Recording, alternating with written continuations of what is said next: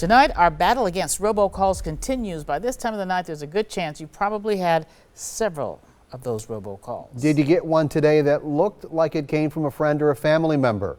That's called spoofing, and it is a big problem. Consumer investigator Kristen Byrne found out how it works and tested it out on some familiar faces. We did an experiment right here at today's TMJ4 showing why trust in our caller ID is so easily shattered. When your caller ID says it's from work or your doctor or even the IRS, do you pick up? If you don't answer, they'll just call back like a couple times throughout the day. It's known as a spoof call when the caller disguises their identity, mimicking a familiar number. It'll be like a 414 area code, but then it's from like some other city or whatever. So we can call it from my phone, your phone, doesn't matter where. Okay, what's the number? Cybersecurity expert Michael View with Brookfield tech company Sikich got out his laptop and went to work. Careful not to give out his trade secrets, he showed us how easy it is to make a spoof call. We called our coworkers' cell phones and spoofed them. Their caller ID would be whatever number we selected. When someone answers at the meeting, they're going to think it's from TMJ. Hello? Hello.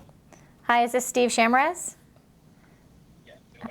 This is Kristen Byrne. You've been spoofed. Thank you, Kristen Byrne, for spoofing me. I appreciate that. The caller ID came up as the assignment desk.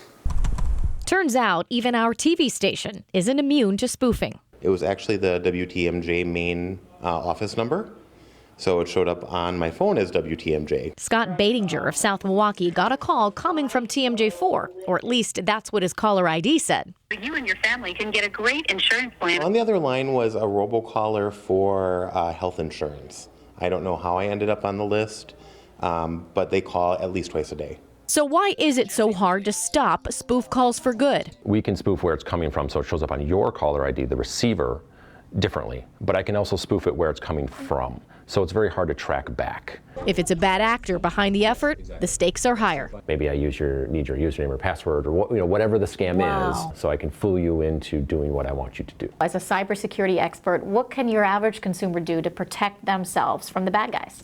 The best thing to do is not to answer the phone. I would just reject the call, so that way it doesn't go to your voicemail.